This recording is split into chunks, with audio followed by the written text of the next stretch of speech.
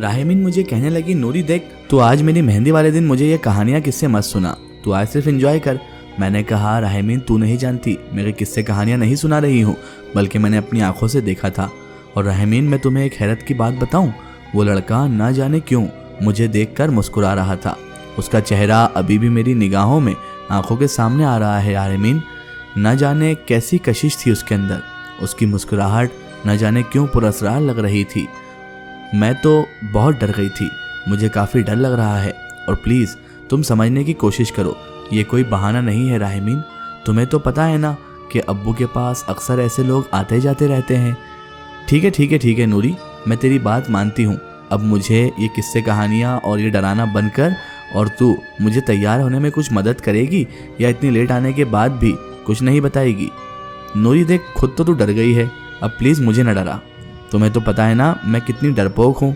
मैंने राहिमीन से बात काटते हुए कहा, अच्छा यार ये बताओ, तुमने कुछ खाया पिया है भी या नहीं, या शादी की खुशी में सब कुछ भूल गई हो? खाना पीना भी ज़रूरी है। तो राहिमीन कहने लगी, देख नूरी, सच पूछो तो आज मैंने कुछ भी नहीं खाया सुबह से, और मुझे भूख भी काफ़ी लगी है। प्लीज़ तुम कुछ खाने के लिए इंतज़ाम करो ना, कुछ लेके आ जाओ ना, तो साथ खाते हैं। अकेले मुझसे खाया नहीं जा रहा है, और जल्दी करना ताकि हम तैयार भी हो जाएं। तुम्हें तो पता है ना तैयार होने में कितना टाइम लग जाता है हम लड़कियों को। मैंने राहिमीन से कहा, फिक्र मत करो राहिमीन, मैं अभी गई और अभी आई तुम्हारे लिए कुछ ना कुछ खाना लेकर। राहिमीन को ऐसा कह के मैं किचन की तरफ गई ताकि कुछ खाने के लिए लेकर आ सकूं। राहिमीन का घर काफ़ी बड़ा था, जैसे पुराने ज़माने की हवेलियाँ वगैरह होती थी ना, वैसा। मैं जैसे ही किचन में पहुंची और प्लेट उठाकर खाना निकालने लगी, तो फिर उस जगह पर मुझे वही खुशबू महसूस होने लगी जो मुझे अपने घर में महसूस हो रही थी उस लड़के के आने के बाद। और मुझे ऐसा लग रहा था कि मेरे आसपास कोई खड़ा हुआ है। मुझे किसी की मौजूदगी का एहसास हो रहा था, किसी की मौजूदगी महसूस हो रही थी वहाँ पर। ऐसा लग रहा था मेरे अलावा भी कोई मौजूद है, पर मैंने नज़रअंदाज किया। नज़रें चारों तरफ देखा, इधर उधर देखा, तो कोई भी नहीं था। मैं ये अपना वहम समझकर कमरे में जाने लगी, क्योंकि घर काफ़ी बड़ा था तो कमरे की तरफ रास्ता भी काफ़ी तवील था। मैं काफ़ी जल्दी में थी। अचानक ही मेरे सामने कोई आ गया और मैं उससे टकरा गई, और बिरयानी की प्लेट मेरे हाथ से छूट गई। नीचे बैठकर मैं वो प्लेट उठाने लगी तो किसी की माजरत करती हुई आवाज़ मेरे कानों की समाज से टकराई, मुझे सुनाई देने लगी। मैंने अपनी आंखें ऊपर करके जब देखा तो एक खूबसूरत शक्ल में नौजवान मेरे सामने खड़ा हुआ था और अपनी गलती का एतराफ़ कर रहा था। मेहरबानी करके मुझे माफ़ कर दीजिए मोहतरमा, मेरी ही गलती है, मैं आपसे टकरा गया। और मैं ये सोच रही थी कि अजीब बात है, जबकि गलती मेरी भी थी और ये लड़का सारा इल्ज़ाम अपने ऊपर डाल रहा था। खैर मैं फिर से किचन में गई और दूसरा खाना लेकर राहिमीन के कमरे में गई। हम दोनों ने साथ मिलकर खाना खाया। हम अभी खाना खा ही रहे थे और बातों में मगन बैठे ही थे कि अम्मी और खाला कमरे में आ गई और कहने लगी कि अभी तक तुम लोगों ने खाना नहीं खाया और ना तैयार हुई हो, सारे मेहमान घर में आ गए हैं। हम दोनों ने एक दूसरे की तरफ देखा और जल्दी जल्दी में बर्तन समेटने लगी। मैं जैसे ही वो बर्तन किचन में रखने गई तो वो लड़का अभी तक वहीं पर खड़ा फ़ोन पर कुछ देख रहा था। मेरे जाने के बाद वो मुझे देखने लगा था और मुझे ही देखे जा रहा था।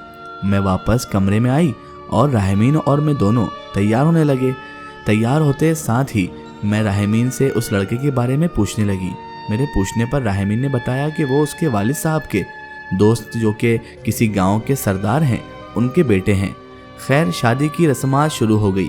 मैं राहिमीन को लेकर स्टेज पर पहुंची।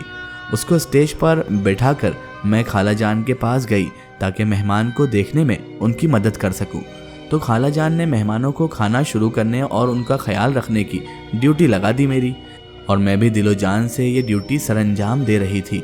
मेरे ख्याल में मैंने सब मेहमानों को खाना सर्व किया था।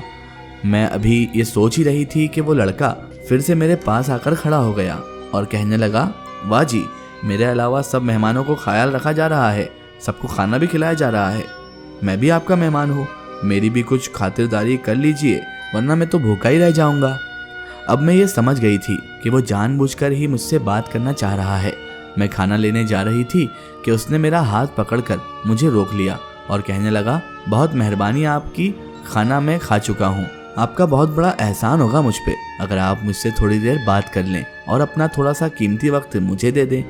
मैं भी वहाँ रुकना ही चाह रही थी कि अचानक टेबल पर बड़ा शीशे का गिलास नीचे गिरा और टूट गया, जिसकी आवाज़ सुनकर अम्मी मेरे पास आ गई और कहने लगी, नूरी तुम ठीक तो हो, तुम्हें लगी तो नहीं? पर मुझे हैरत इस बात पर आई कि वो गिलास गिरा कैसे, कोई भी वहाँ पर मौजूद नहीं था। खैर मैं अम्मी के साथ राहिमीन के पास बैठ गई और हम लोग तस्वीरें खिंचवाने लग गए।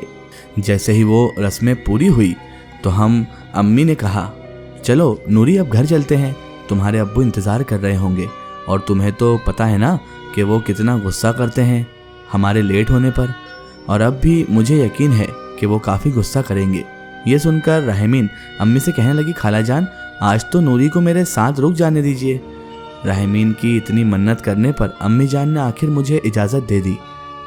अम्मी जान और मुझे बाबा जान के गुस्से का अंदाज़ा तो था, लेकिन फिर भी अम्मी जान ने मुझे कहा कि तुम राहिमीन के पास रुक जाओ, उसकी शादी है, मैं उसे मायूस नहीं करना चाहती, तुम्हारे बाबा जान को मैं समझा लूँगी, तुम बेफिक्र हो जाओ बेटे।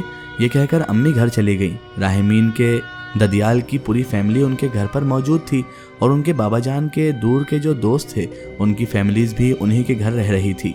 रात के 12 बज रहे थे, घर में सब लोग सो चुके थे, मैं भी सोने ही वाली थी कि अचानक मेरी पानी के जग पर नज़र पड़ी जो कि खाली पड़ा था, और मैंने सोचा पहले पानी लेकर आ जाती हूँ फिर सो जाऊँगी, क्योंकि रात को मुझे पानी की प्यास बहुत ज़्यादा लगती थी।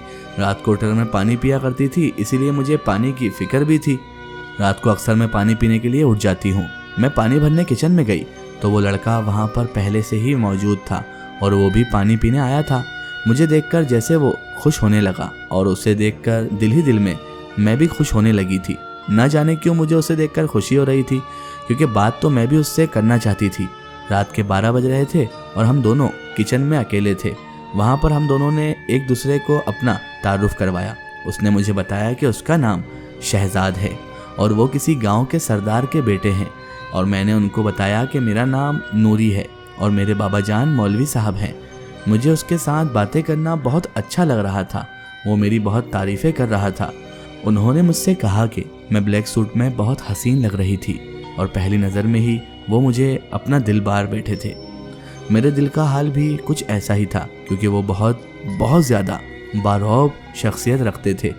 ये मैंने उनको बताया था। उसने मुझे कहा कि कल राहिमीन की शादी है, उसके बाद हम घर चले जाएंगे, इसलिए ये रात हमें किस्मत से मिली है, इसको हाथों से नहीं जाने देंगे, फिर ना जाने कब मुलाकात हो, इसलिए मैं इस रात को यादगार बनाना चाहता हूँ। उसने मेरा हाथ पकड़ा और मुझे कहने लगा, चलो हम कहीं बाहर घूमने चलते हैं, और मैंने फ़ौरन इनकार कर दिया। मैंने कहा नहीं, खाला जान उठ जाएंगी, घर में कितने सारे मेहमान हैं, कोई हमें देख लेगा तो मसला बन जाएगा। उसने मुझसे कहा कि नहीं, सब लोग थक चुके हैं और गहरी नींद सो चुके हैं, कोई उठ जाए इससे पहले हम वापस आ जाएंगे। मुझे डर तो काफ़ी लग रहा था, मगर उसके इसरार करने पर मैं उसके साथ चली गई। इसका एक स्टोरी हम देखेंगे इसके अगले पार्ट में।